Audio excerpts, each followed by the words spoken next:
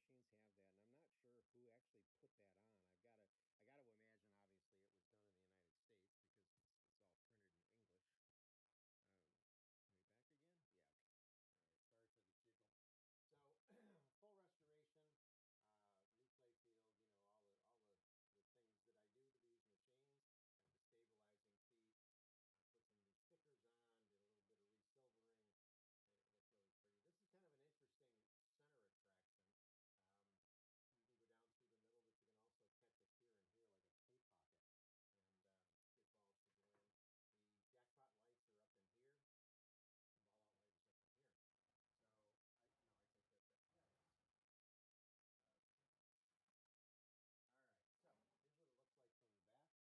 I think that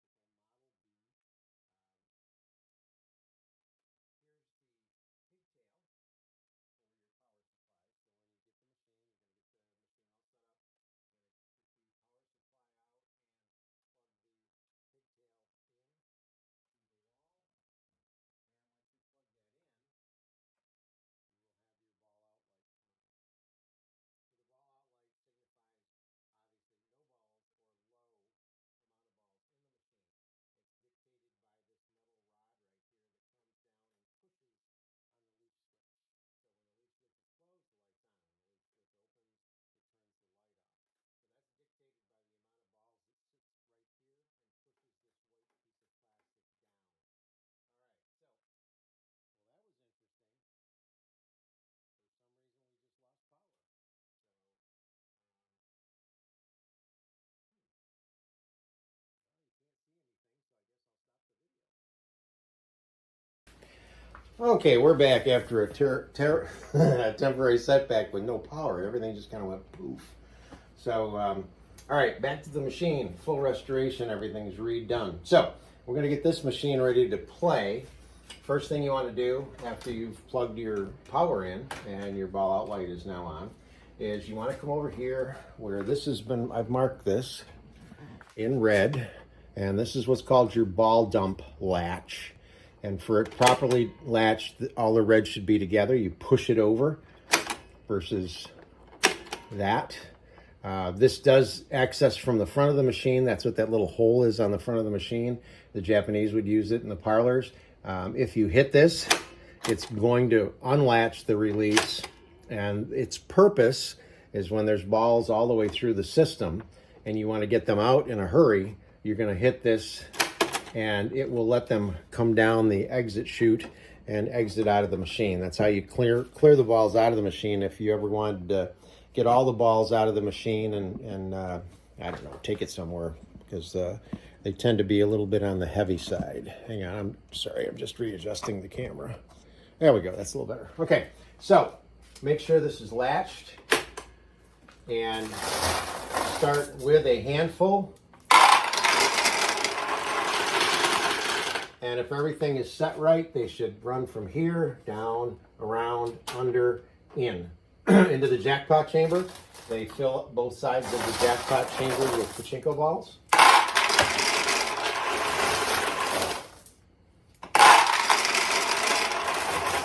And eventually you will find... Yep, we're there. Okay. All right, so what you'll find is when you put enough balls in, as you can see the balls here, all the way through the system, the weight of the balls is pushed down on this. It's lifted this up off of the switch that turns your ball out light on. So you're in a situation now where there are enough balls in the machine to make the machine operable. And this is about 500 balls here. So you want to take, once you know the machine is loaded properly, take everything else you've got except just a handful.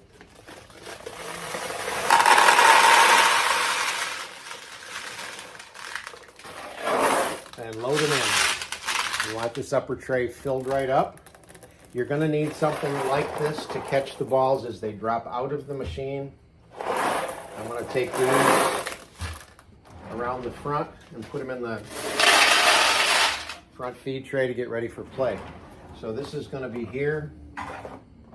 Then the last thing you do is make sure that your seesaw is tipped properly. And again, I've marked this in red down here. There's a little push pin here. So if this is down like this white piece of plastic, if it's down, you're just going to push up. It'll tip up and stay there.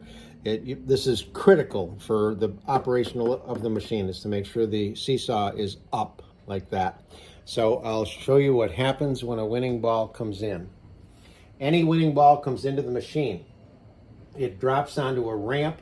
The ramp runs the ball down to the seesaw. The ball enters the seesaw and the weight tips it. It then comes out and goes down this vertical chute here. It lands on the end of the jackpot arm. It pushes the jackpot arm down. This is called the paper clip. This holds the ball there temporarily. When the jackpot arm gets pushed down, it lifts this portion of the jackpot arm up, and then it will interface with the jackpot, open up the jackpot chamber, let the winning balls out. And when that happens, they hit this piece of plastic here, pushes it down, it resets this, the little paper clip comes up and the winning ball comes out. I mean, it all happens very quickly, but that's the way it happens. So if this is tipped down and you play and get a win, the ball goes down the ramp and boom, it just stops and stays there. The next ball would bump into that one, and the next ball would bump into that one, and so on. You get a whole line of balls here that just don't go anywhere. Quick fix, push up, and it'll just automatically start tipping and giving you a lot of wins. So the point being is, if you're playing, you get a win and it doesn't pay out, swing the machine around, take a look. There's probably a ball sitting right here. You can just tip this back and forth, wiggle the paper clip. It'll self-correct, okay? So now we're ready to play. All right, that looks good. We got some balls in the feed tray. Now when you launch a ball, you've got to get in the habit of going all the way down and then letting go. Now, the reason nothing went the first time is it takes one cycle to get a ball onto the launch ramp. So now if I go down again and let go, it'll launch a ball. All the way down, let go.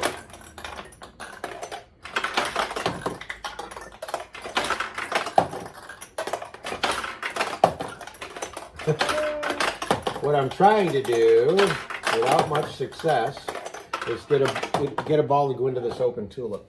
So ideally, you want the balls to lose their momentum up about in this area. If you notice, if I go all the way down and let go, it goes all the way over to the bumper, and then typically will stay on the right side of the machine. Again, you need to go all the way down to make sure it properly loads, but then you can let go a little bit with your thumb pressure and launch a ball so it stays on the left side. But ideally, you'll get in the habit of being able to, there it goes. Okay, so that was a win. The ball went in here. It ramped over to here on the back side and opened that tulip and then paid out. So right now, 2 of the tulips are open. They make bigger targets than they do when they're closed.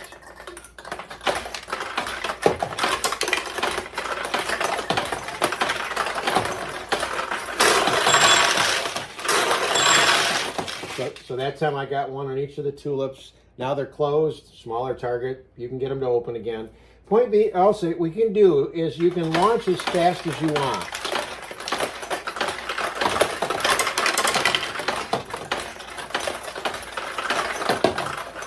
What you don't want to do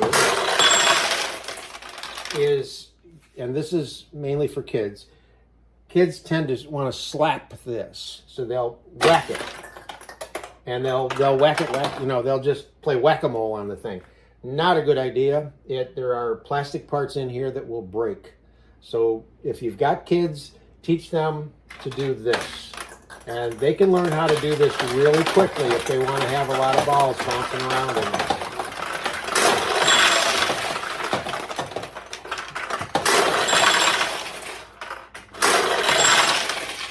So that's the 1972, 73 Nisogen Model B, fully restored. Hope you enjoy it. Thanks.